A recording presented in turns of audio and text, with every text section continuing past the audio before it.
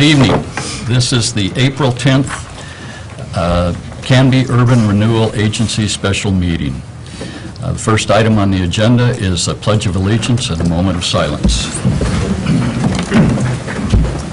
I pledge allegiance to the flag of the United States of America and to the republic for which it stands, one nation, under God, indivisible, with liberty and justice for all. If you could remain standing for a moment.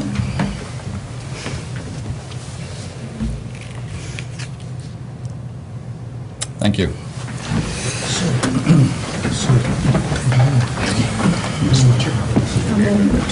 Okay, we anticipate several people wanting to speak this evening, and so if you do want to speak, especially on the library, we're asking you fill out one of these little yellow cards, which are over on the entry area, and pass it in to the staff, and we'll bring it up. I want to remind people that this is our regular meeting. It is not a public hearing. It is a meeting in public. After we have we have invited guests this evening to answer some questions that the council or the commission had, and we're going to ask them to come up and have that discussion with us first. We will then have discussion among the commission members, and then after that, we will open the discussion for those that wish to discuss the library project. At that time, we're going to go back into our normal procedure of agenda and go through the agenda as it's been published. So, and also for those that come up and speak tonight, we're going to use the 3-minute policy. And so if you come to speak and address us on an issue, we have a little highly scientific timer here, and I will let you know when your time is up. We spare no expense. We spare technology. This has been around for 24 years, I'm told. So. All right, so the first item on the agenda is under new business, and it's a presentation on the effects of a rescinding vote to approve the Library City Hall Sequoia project. So with that brief introduction, I'll turn it over to Greg. Yeah, thank you, Chairman Ayers. And what I'm going to do is do just a short update on what we've spent to date, because that's one of the questions that came through, actually, is where we're at in terms of finances on this project, what's been spent to date, and what's the potential expense. And I can address that from the contractor's point of view, but not necessarily the bond point of view. And I think that's going to be left more up to that'll be left more up to Jim Shannon, who's the bond attorney, and Jeanette Lahner, of course, is our urban renewal attorney, and we've got Katie Schwab, who is, Katie Schwab, who is the securities analyst, securities underwriter for Wedbush Securities. So first of all, I want to talk a little bit about what we've spent to date. And right now, we show about $163,000 that's been spent to date. But we've got what they call encumbered, what Haley would call encumbered, our financial director would call encumbered, up to 815. So that means we've got 163 spent, 815 encumbered, for a total of 969,000 encumbered. We haven't spent that much. As of the end of March, like I said, 153. We anticipate through the end of April spending around 350 on the architect and our construction manager, Jim Harper. If you look at the Sequoia Parkway project, we have spent probably $70,000, $80,000 on that for engineering to this point, maybe a little more. If that was to delay, that project would probably have to be rebid because you're trying to catch that spring construction, and I got an email from Kurt McLeod, and he said that that would probably be about $350,000 to $400,000, because what happens when you delay is the contractor is going to want to come back and say, you know, here's what it's going to cost me to delay this project. I've got additional expense. our parts, our pieces, our whatever we buy for that project, the bridge, et cetera, is going to cost more. So they would want to come back. It may have to be rebid. So at this point, we've got about probably 200,000 or so, 220,000 spent. And- On Sequoia Parkway? Well, on Sequoia Parkway, and the library. Like I say, 153 on the library, and, Oh, 70 to 80 on Sequoia. yeah, so that'd be 220 to 250. Okay. Before we go any further, I heard someone say they can't hear. We don't have a PA system in the room. These microphones are for the television only. So I would ask anybody that is speaking to try and speak up so the people in the back of the room can hear. Okay. Another thing, I wanted to go over, actually, one of the questions, Chairman Hodson, Commissioner Hodson asked me a specific question. Will we, in our current build-out in URD revenue, be able to afford the debt obligations for the duration of the bonds?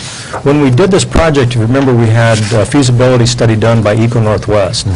And I think conservatively, they showed an increase of about 1.9% in AV over the life of the urban renewal district, and that we would have that, assuming that we're going to have that. And that's pretty conservative because they took into account compression, et cetera. So, yeah, we've got the money to do that. And then you ask, when or at what point does the increased revenues we have incurred start to flow back to fire, schools, et cetera? And what percent goes to the general fund? Is it gradual until all the debt obligation is paid back? That's a decision, I think we've talked about a decision that will have to be made towards the end of this urban renewal district, whether you continue to take all of the tax increment financing to pay off the bonds early, or if you stop the urban renewal and any increase beyond the end goes back to the taxing entities, and we just take enough tax increment financing to pay existing debt over whatever the length of that term is. So it depends on decisions made by this body, is whether we, when it starts to go back. If the bonds were to go to term, though, as each got paid off, it just kind of trickles back into the districts. It's not like That is they'll get a correct. big flush, No. whole big windfall at one time. Well, you do, it depends on if you try to pay the bonds off early and use all that money to pay them down toward the end of their terms quickly. Right. If you take just enough to pay the principal and interest, the balance then would go to the other taxing districts immediately. And so that they would have a bigger impact if you paid the bonds off over a longer period of time. If you try to accelerate the bond payment, then they would wait for their impact. Yeah. And I think I heard, did you have a comment? No, I was nodding my head that Chairman Ayers was explaining it correctly. Okay, all right. So, and then, Chairman Ayers, you asked, what is the total dollar cost of stopping the architect fees, surveys, appraisals? That would be in that 153 that we've spent already under the encumbered amount, the 900 and some thousand has been encumbered. The encumbered amount, was that just the library, or was that all of the projects that were under the current bond that we've sold? Just the library. Just library? Yeah, Okay. yeah. With that, I'm going to turn it over to Jeanette, and Jeanette's going to talk about one of the prime issues, I think, in this discussion, and that is this ripe for a vote to the people? And I think that was a question that was asked. And I think Jeanette may have some opinion there. Before Jeanette starts, I'd like to introduce Jeanette. For a lot of the people in the room, and probably on television too, she's not a familiar face at our council table. Joe Lindsay is our city attorney, but he is the attorney for the city. Jeanette is the attorney that the Urban Renewal Agency retains because her expertise is in urban renewal and that kind of thing. It's a very different law than the city attorney's law. So that's why Jeanette's at Joe Lindsay's seat tonight. Yeah, so his new face. I want to say one more thing, too, I'm sorry. If what I just spoke about, I've got documentation emails from Bill Harper and Kurt McLeod, if you would like to look at them. I just decided that I would not put it all in writing and ad lib, but the documentation for what I just told you is, I've got. Okay, thanks. Jeanette? Thank you. For the record, I'm Jeanette Launer, and attorney for the Urban Renewal Agency for Canby. And I spoke with the city manager a couple of weeks ago about the discussion that you all had had at the last Urban Renewal Agency meeting. And it was my understanding that there was a motion made to, I don't know the exact words of the motion, but the motion was made to refer the library project to the voters for a vote in the city of Canby. And then there was a substantial amount of discussion on that subject. So when Greg and I first started talking about this issue, what came to mind was the fact that under Oregon law, matters that are legislative in nature can be referred to the voters, but matters that are administrative in nature cannot be referred to the voters. That is not considered to be an appropriate matter under our Oregon Constitution and under the laws that interpret the Oregon Constitution for a vote of the people. This also applies, by the way, to initiative matters. And I was particularly sensitive to that distinction because I had recently participated in an initiative challenge down in the city of Albany. And a Lynn County Circuit judge there found, based on Supreme Court opinions and based on Oregon Court of Appeals opinions, that the decision of an urban renewal agency to change its maximum indebtedness, you may recall that's a concept that governs your, limits your urban renewal plan debt, that was an administrative matter, that there was in fact a complete statutory framework within which to make that decision. That's the way that the courts describe an administrative decision. If you have a complete legal framework within which to make a decision, and you're not changing that framework, you're not adopting a new framework, then the decision that you're making is administrative. So taking those principles and applying it to what decision was on the table at the time of that motion, I believe that the decision on a particular, to undertake or to discontinue a particular urban renewal project. You may recall the library project is in your urban renewal plan. It's part of that legislative framework that you've already adopted. You adopted the plan by ordinance. The adoption of that plan was a legislative matter, okay? But once you've got your framework, the implementation is considered administrative. So I would tell you that I believe that the decision to begin or discontinue a particular project that's already in your plan, in fact, is not an appropriate matter to go to the voters. So that was the kind of the first thing that popped into my head. Now, I would make the further comment that it is not outside of your authority as an administrative body, as the implementing body, to make that decision on your own. In other words, to continue or discontinue a project as a matter of your own commission decision. That is within your power. So that makes whatever other factual matters, other implications of that decision, I think, relevant to our discussion. But that's my position as to actually going to a vote. Okay.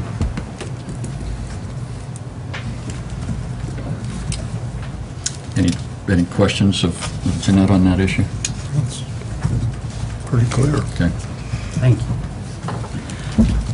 I think I'd like possibly Jim Shannon to come up next and I think discuss some of the ramifications, and Katie Schwab too. She can keep him under control there. And for those who don't know, Jim served as the bond attorney on this issue and also the police department bond issue. So welcome. Mr. Chairman, thank you. Members of the commission, my name is Jim Shannon.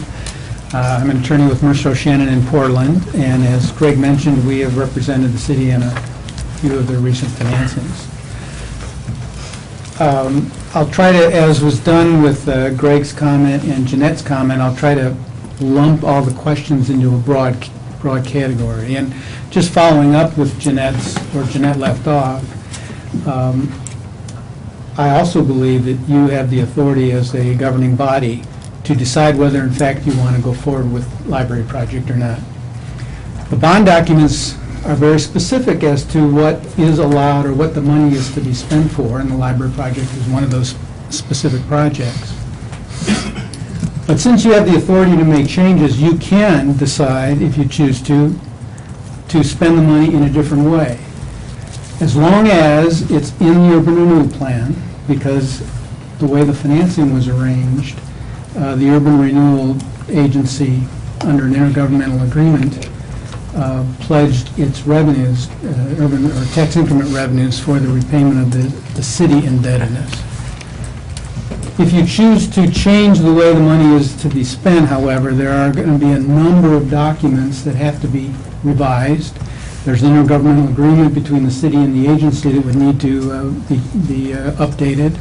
There are resolutions authorizing not only the financing, but also the intergovernmental agreement. Those would have to be readopted, amended and readopted, because right now, staff only has the authority to spend the money on the projects that were in those authorizing resolutions. They have no authority to spend it on other projects. There was a disclosure document that was submitted to the public when these bonds were sold that also described the projects that were going to be constructed. We believe that disclosure document should be amended through a filing with the security or municipal security or municipal regulatory agency. And another set of questions related to that was, did you have to have the land in place before you bought or before you sold the bonds? And the answer was no. All you needed to do was identify projects. There were certain representations made at the closing that were presumed reasonable on the day of the closing, and that is that you expected to enter into contracts to spend 5% of the proceeds within 6 months, and you expected to spend 85% of the proceeds within 3 years. As long as they're reasonable on the time that you made those representations, then there's no problem. If for some reason circumstances change and those representation, or what actually happens doesn't in fact occur at 5%, 85%, that's not defective. You're okay under federal tax law. Excuse me, Jim, Yeah. 85% has to be spent in what time frame? 3 years? 3 years? 85%, you expected to spend Right. 85% within 3 years. Okay, thank you.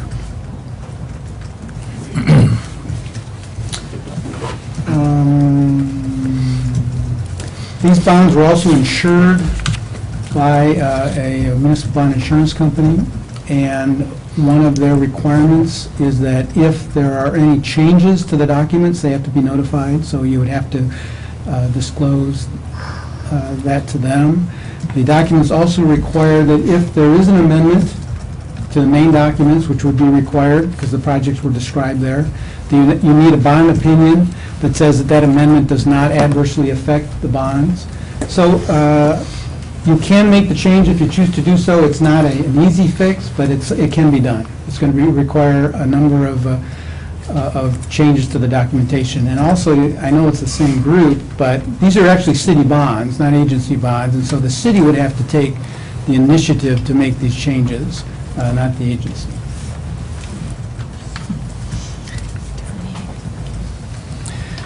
I didn't realize that. One of the, are you done? I'm just available for questions. Okay. One of the questions was what are the ramifications if we chose to refund the bonds early, or tried to refund the bonds early? That's why I asked Katie to come up, because I assume you're speaking of financial implications.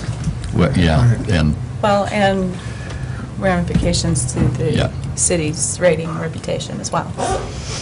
Right, those are financial Okay. matters. All right, Katie then. So I'm Katie Schwab. I'm with Wedbush Securities, and we were the underwriter for the library bonds.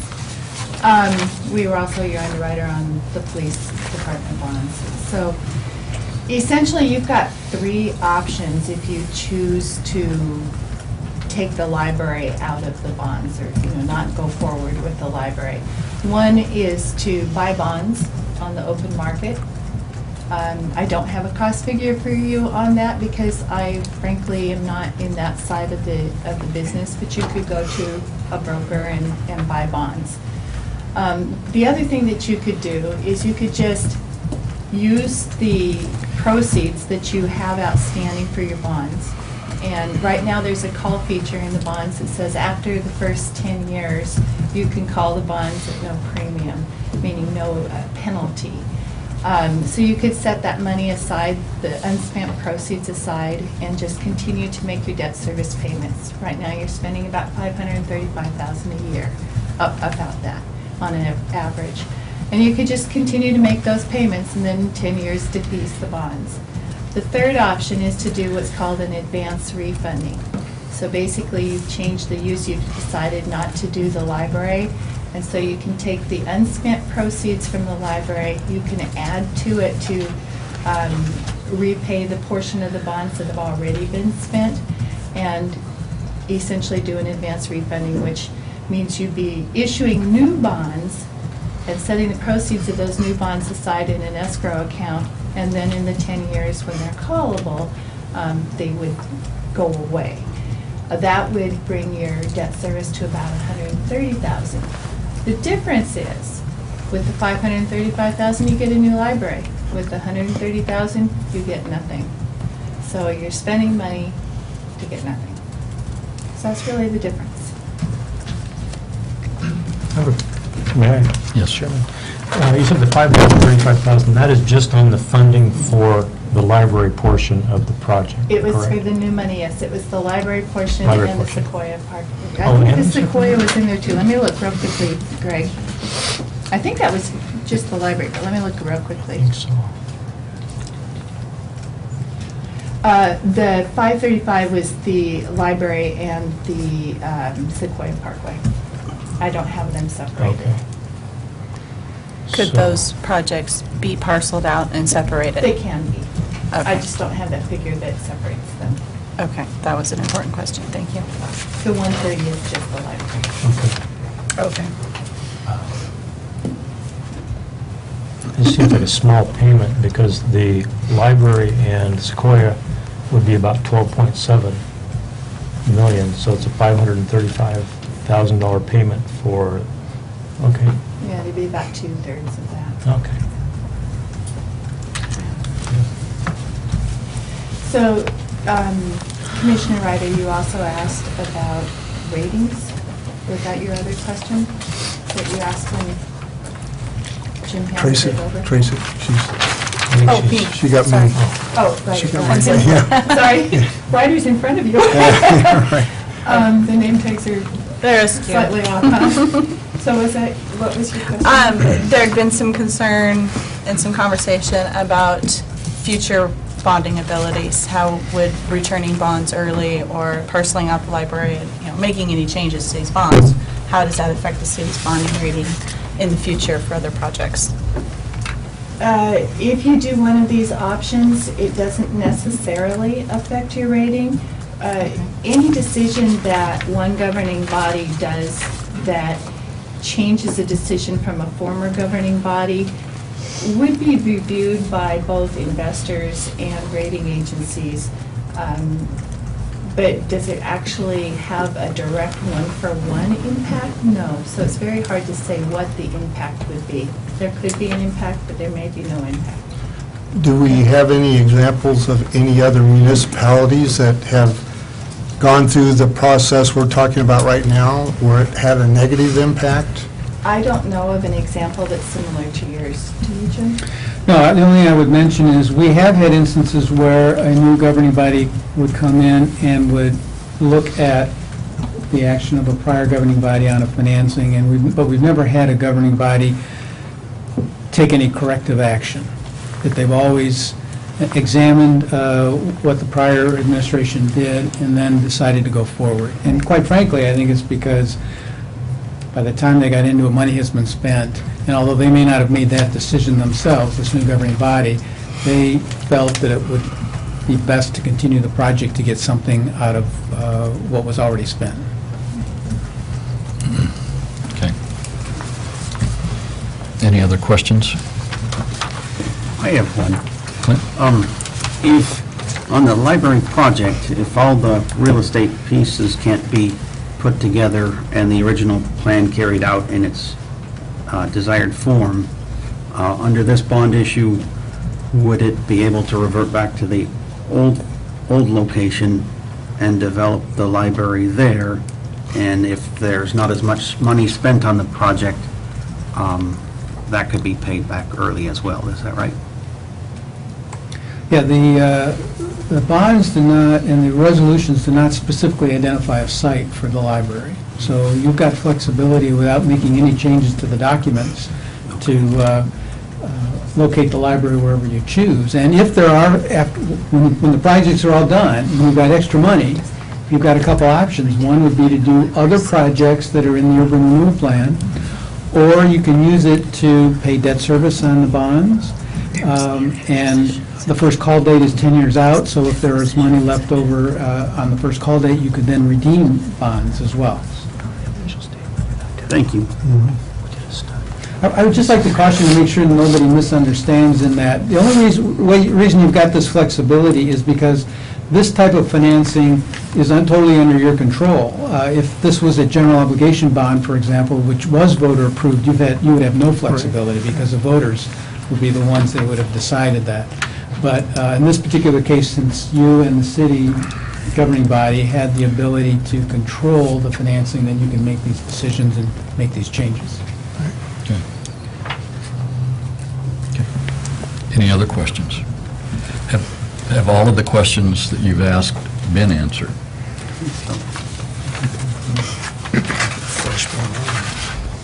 Anything else that you would like to add? Advice? Cautions?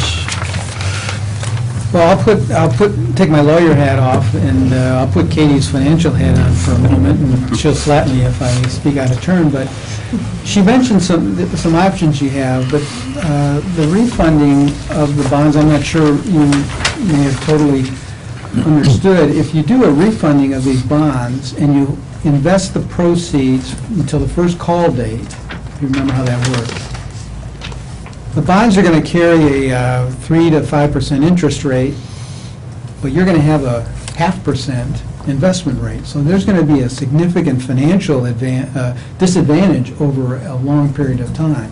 And so Katie can be the one to explain that, but it's going to be expensive to do it that way. Can you give us an idea of what the possible total expense would be? Yeah, I'll look it up.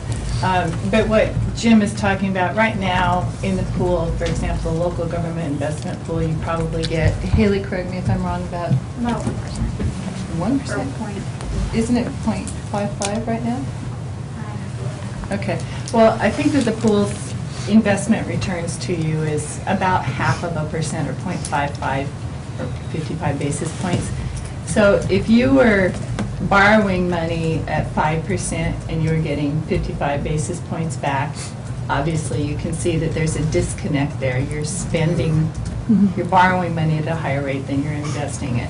So if you were putting money aside for 8 more years in an escrow until the bonds could be called, you're having negative arbitrage, you're losing money. And that's what Jim's alluding to on an advance refunding. So yes, that is a very expensive option. And I'll quit talking and look up some examples. Actually, why don't I get those numbers to Greg after this meeting, if that's all right with you. So basically, we would have the 3% bond rate running for the next 10 years, would be earning 0.5% on that money we had in the bank, and at the end, we would owe $1 million for nothing. Yeah, you'd be borrowing a principal amount of about 2 million. Your interest rate would, your interest expense would be about $1 million. So you're looking at $3 million million. essentially for debt service over that period of time. Right. And instead of flipping through papers, I'll get the numbers to Greg afterwards. Okay. I think my question, Mr. Chair, Yes. is to Jim. I just wanted to clarify, I just wanted to be certain I heard you right in that if the library portion of the funds weren't actually spent on a library, they could be reallocated for other urban renewal planned projects. That's correct. If Okay. the commission and the council agree to amend all the documents. Yes. Right. And would we still be losing, paying this $3 million over 10-year while we're trying to decide how to allocate this money to some other project within the URA? No, you'd have some other expenses to notify investors and go through regulatory issues that Jim alluded to, but you wouldn't be doing a refunding, then you'd be reallocating Okay. proceeds to some other project. Okay. Tim, do you have? One question. Jim, if dollars are to be reallocated, is it the bond language that dictates the deviation from projects, or is it anything on our approved URA project list? Anything on the approved URA project list. So anything that's already been established in the In the framework plan. would not require a documentation change? No, it would. See, right now, the resolutions in the intergovernmental agreement specifically say library. Okay. So staff only can spend money on the projects that are delineated, including the library. If you decide to take the library out and put another project in, you'd have to amend the documents to give staff authority to spend money on those, on that new Okay. project. Would you also have the regulatory filing as well in Yeah, that case? because Okay. you're amending the documents. Thank you. That would also be what we call a material event notice. Right. So investors would also be aware that there was this change. So there may be some change, this goes back to Commissioner Hensley's question, there may be some change on investors saying, if there's this big change in the use, I'm not so sure I want to have those bonds. So it could affect investor confidence at that point. Tell us more what happens in that case. Investors try to sell the bonds on the open market, and then other investors would potentially buy them. If there was a situation where investors didn't have confidence, you might not have as much demand for investors to buy the bonds from other investors that wanted to sell them. That could potentially then affect the city's bonds if you wanted to issue bonds in the near future, potentially. Okay, so that goes to rating, but it doesn't change the terms of the bond. Doesn't change the terms. Okay. Thank you. You said near future. If it were to have some kind of negative impact, can you project about how long that impact would be felt? No. Okay. Okay, other questions? Claire? All right. Okay. Thank you very much. Okay. Thank you. Well, we're going to open it up for some discussion. Yeah, we'll hang around until. Tell us when Right. Okay, so Feel comfortable with before we open it up for some comments, is there any other discussion among us before we start the comments? Okay, we are now going to, as I said, this is not a public hearing, but it is a meeting in public.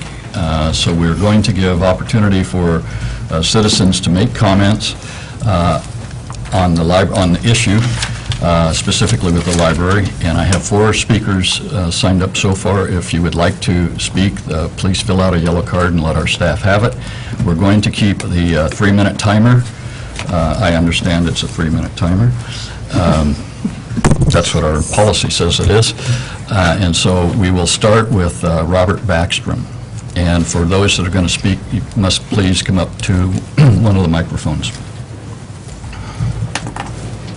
Did you see my second card there? I did, and I was criticized at the last meeting for giving people extra time However, if you have a written statement from your wife to read, I will give you a second time for that one. I do. Thank- And should I do it while I'm here to save time? Yes. Go, okay, thank you. I'll start with my wife.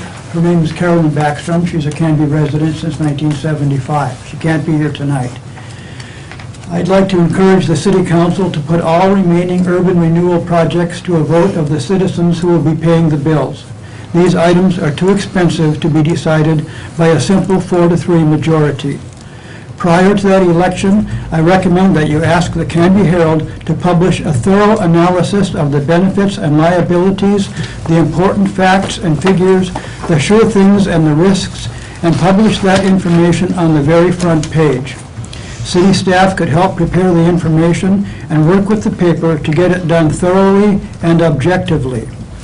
My husband has worked hard on his report tonight that you will hear shortly, and what he is presenting is just a small part of what I am talking about. The hard facts about the costs, the dangers, and the projected benefits, the what-ifs, and some answers to the questions that he asked the Urban Renewal Agency last fall. Those questions are still unanswered. He did not address tonight the losses to the fire district, the schools, and the community college, and he does not intend to speak about that tonight. And he does not intend to discuss the huge Urban Renewal Agency bureaucracy that now exists in the city that we are paying for. It's time to shed a total light on all the aspects of Canby's urban renewal, and I'm hoping that this new city council will finally do it right. Thank you. I'm Robert Backstrom. I live at 1395 North Birch. I'm the husband of the previous speaker. The Canby website states that in the year 2000, the lost revenue because of urban renewal was $55,000. Those losses increase every year, and last year the loss to the city was $400,000. As of right now, the loss of revenue because of urban renewal totals $2,580,000. This is the amount the city has had to pay over the past 12 years to meet its urban renewal debt. The loss for 2013 will be $450,000. By 2020, the yearly loss would be $1,550,000. The total loss to the city from 2013 to 2020 is projected to be $7,650,000. For all 20 years, the total lost revenue because of urban renewal is projected to be $10,231,000. The website also projects those losses to be recovered after 8 years from the end of the urban renewal district. That is projected, not guaranteed. That assumes a favorable inflation rate, a favorable interest rate, a favorable tax base, and a favorable economy, all happening at the same time. And it doesn't take into account the bond payments that we owe until 2036. Now, what does this mean to you and me, these folks out here especially? Well, 2 years ago, when the city had to transfer money from the library budget, everyone was angry. I was angry. I love the library. I've been going since 1975. What was never clearly explained was that the city was short of revenue that year because it had to pay $350,000 to urban renewal debt. The same debt that this library project will increase now by $8 to $10 million. So this year, when PERS skyrockets and other costs go up, where will you folks find the money? Remember first that you are required to pay $450,000 this year to urban renewal debt. We could use that money right now. Will the library get hit again? The pool? The police? What's going to take it in the shorts this time? And remember this, the amount going to bonds gets larger and larger, so that 8 years from right now, that loss is projected to be $1,550,000 per year that you will be short. We are in for some serious budget cuts. I sincerely hope that this helps explain why so many Canby taxpayers aren't as excited for a new library as many of you would like them to be. I hope you have a better understanding of the downside of Canby's urban renewal, the side that our own Canby Herald will not report. The publisher, the owner, and the editor do not live in Canby, and they will not be paying the bills. Some of your library leaders do not live in Canby. They will not be paying the bills. It's always easier to spend other people's money. I urge the new city council to clearly publish this information for all the citizens to access and understand. Canby residents deserve the whole urban renewal picture, good and bad. Thank you. Thank you, Mr. Baker. Thank you. The next speaker is Leonard Walker.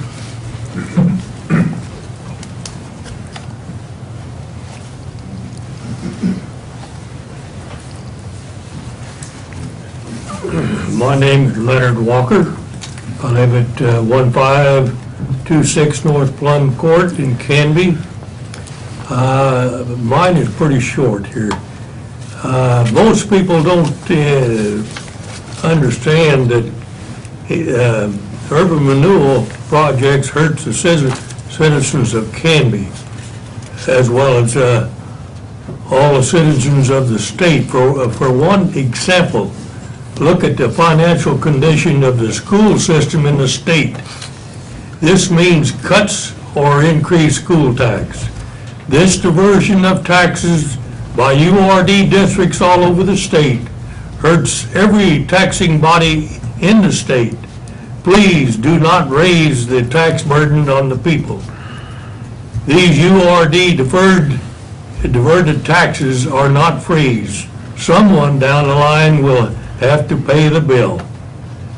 And the final, can we afford a Cadillac or a Chevy library?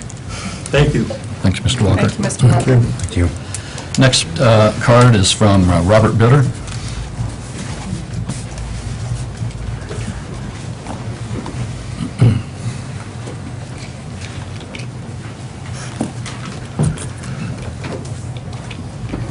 Good evening. I'm Robert Bitter, a resident of Canby, and a former member of this agency and the City Council. I had the pleasure of serving for 2 years. It was a great honor. I very much appreciate your service. I certainly know how much time it takes, both in reading and meetings and so forth, so I want to thank you again for all your efforts. It's not an easy task, and as you sometimes get from the audience, sometimes not greatly appreciated, so I do appreciate it. Thank you. What I wanted to talk to you tonight a little bit about is my observations about the role of the agency and council, less so about the library. I'm very supportive of that project, but I'll leave it at that. I remember when I started with the council, I was sent to some training by the League of Oregon Cities, and I believe most of you have been to that. And in that training, we learned about best practices. And in that, here's what I remember, see if this rings a bell, that we would agree that when issues were brought before this body, that we would discuss them thoroughly. We could definitely agree to disagree, and we would work the issues out thoroughly, but at that point, we would reach a decision, whether it was consensus or by vote. And at that point, we would agree that we would support the decision going forward. So that's what I understand is the role of a body such as this. When I was on the council, that's how we behaved, that's how we acted. Here's my personal history. And I served with a couple of you here, and I remember that we had no political positions that any of us were of. I really honestly don't know. I know we had Dems and Republicans on that. It really didn't matter, didn't notice, didn't matter how we behaved. We came in with clean agendas, and we certainly didn't make it obvious. We worked together for the good of the city. We didn't bring in our personal agendas, and when we reached a consensus, we didn't try to undo it or undermine the result, including those decisions made by prior councils and agencies. Here's what I'm observing. I'm observing people who have come onto this council and agency with clear agendas, stated agendas. I had a conversation with Commissioner Ryder prior to his running for council when I asked him about his position on such things as the Sequoia Parkway project, and he stated at the time he was opposed to it. And I thought that was kind of appalling in as much as he was coming on to represent the citizens of this city, and he had a clear agenda before he was even elected. I don't understand that, so that concerns me greatly. I also see that subsets of councilors have been meeting together with some clear agendas, and they're not really hiding it so much, and that bothered me as well. I also know, I'll refer to Commissioner Hensley, who talked, I believe, in your prior testimony about meeting with groups of citizens, and they were strongly in favor of not moving forward. I would suggest to you that you need to expand your set of people you're talking to. I've been in meetings, my wife and I have been in meetings with you, the library meetings. There were lots of people sitting around, and you never came up and asked us our opinion. The people sitting around us didn't engage in the conversations. Possibly it's because we might not have agreed with you, but certainly if you want to get a broader opinion, I suggest you increase the set of people you have a conversation with. And so I'm observing people trying to undo and undermine decisions that were previously made, which I say goes against the best practices. Wrap it up, please. And so I would suggest you consider stopping this behavior at this time. Go forward, work for the citizens of Canby in a positive way, and try to be the forthcoming organization you can be. I am confident you're all good people, and that I would appreciate your behavior as you were trained. Thank you very much. Thank you, Robert. The next card I have is from Bill Foster. Bill Foster.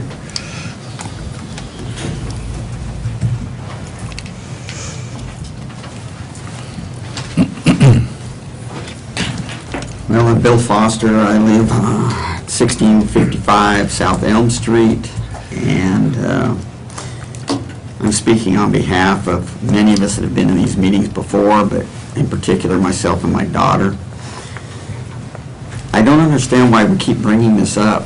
You've heard from the people many times. We just had a vote on new council and put people in we wanted in there. That's number one. But we're still hearing about this over and over and over again. We know that CUB, Canby Utility Board, have already told you they do not want to move and don't want to sell. That's a key piece in this whole project. So why are we still moving ahead with it? And I believe there was one other piece that said they weren't going to sell too. That's number one. Number two, we had a great deal, my daughter and I and a few others had a great deal of experience dealing with First Avenue project, and this is what concerns me. We do not have the bid for construction at all. Bids have not been let out. We don't know actually what the costs are going to be, and we all know that we're involved with it, that the costs came in 20 to 30% higher on First Avenue, higher than what was budgeted for. What's going to happen on this project? Is the same thing going to happen? And where's that additional money coming from? These are things that need to be considered. Where's CAT going to go? Has anybody discussed that? CAT's on this property. Where is it going to go from here? That's another expense that's going to come into it. I don't know why we have to keep rehashing it. Like I said, we weren't happy with the last council. It went to the vote of the people to put in a new council, and we did, and yet we're still fighting the same issues. Let's get this resolved the way the people want it and the way they voted in our last election. Thank you. Thank you, Mr. Foster. Next speaker is John Savoy.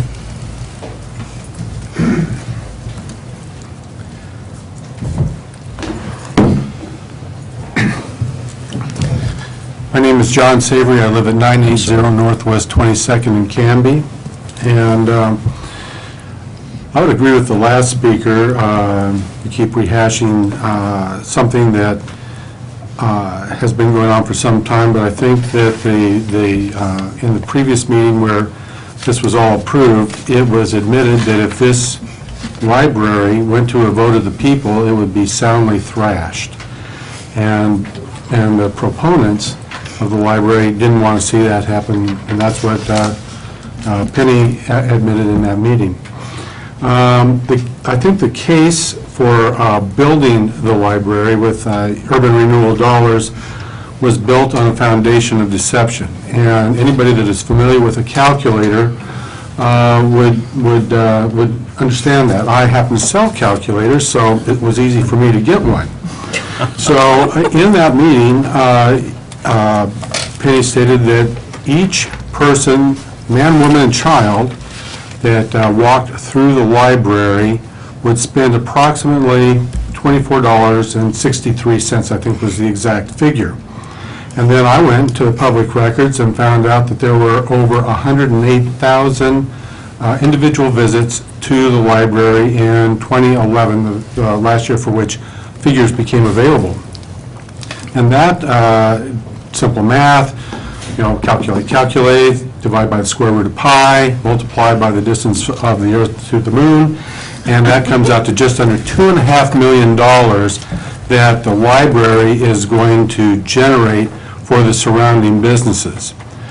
Now, the estimates of additional 10 to 15% users of the library once the new library was built, using that same $24.63, calculates to just a hair under $3 million for the surrounding businesses. That's people going to the library as their primary destination, and then, oh, by the way, I'm going to go to the place to be.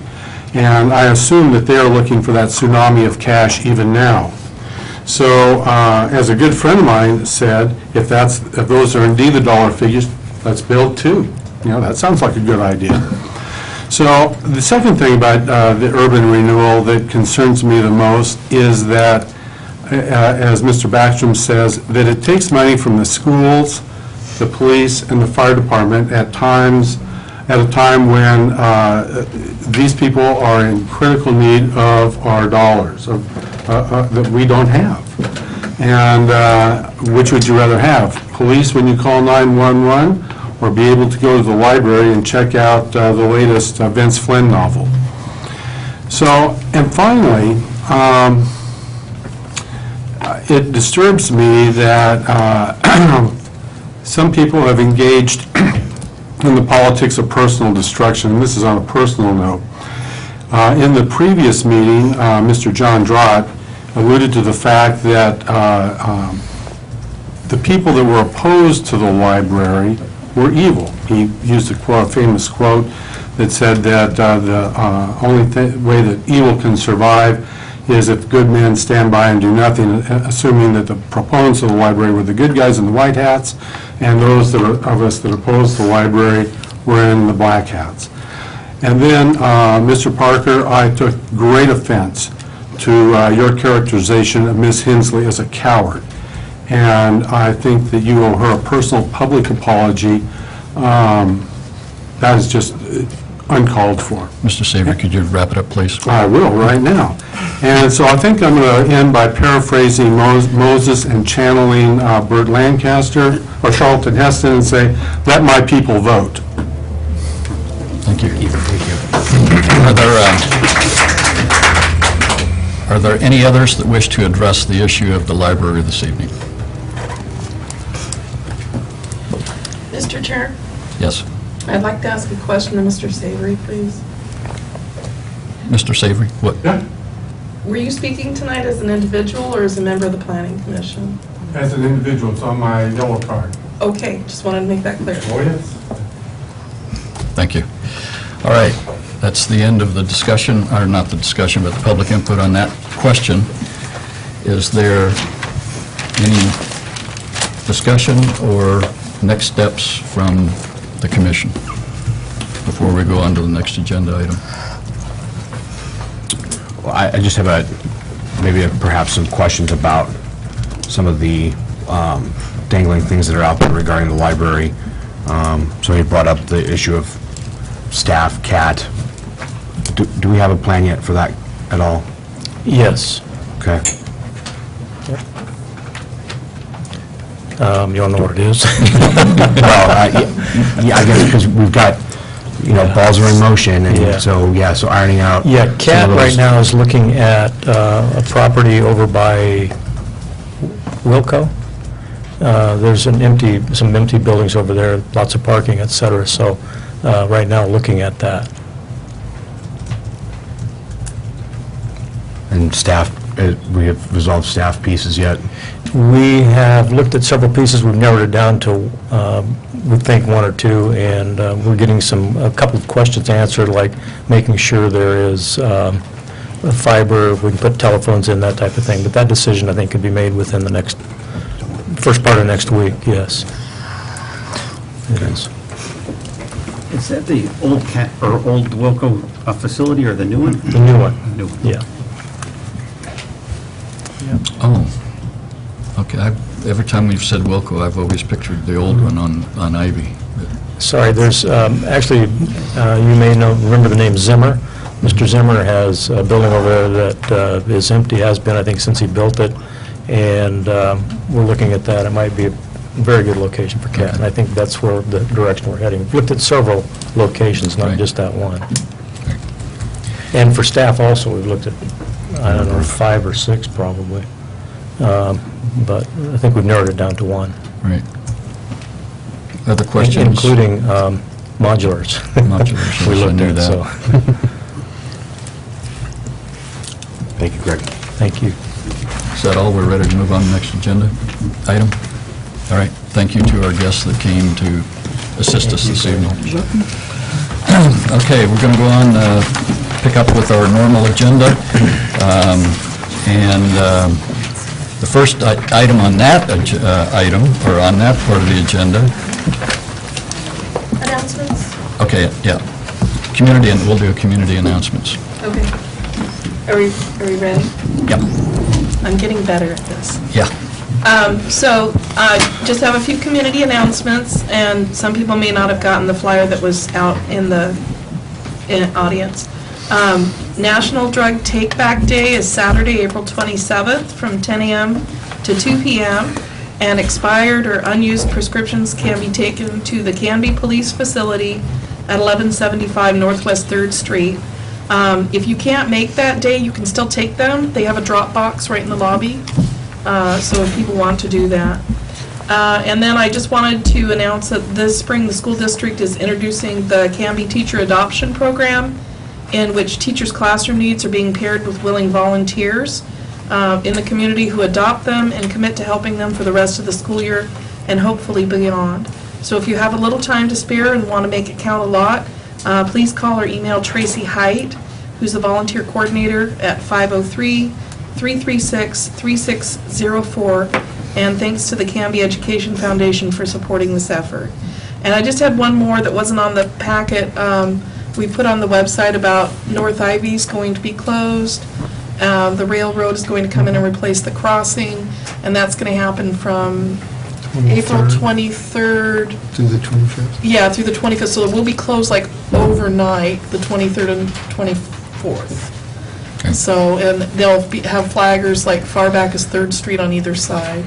But just to let people know, they might want to use Elm or Grant if they need to come downtown. Okay. Does that make sense? Yep. Okay, that's it for my community announcement. Thanks. You're welcome. Next item is citizen input on non-agenda items. Does anyone wish to address us on a non-agenda item? Okay. Item 4, consent agenda, the minutes from the February 27th and the March 13th URD agency special meetings. Chairman, I move to approve the minutes for the consent agenda, which are the minutes for February 27th, 2013, and March 13th, 2013 URD agency special meetings. A second.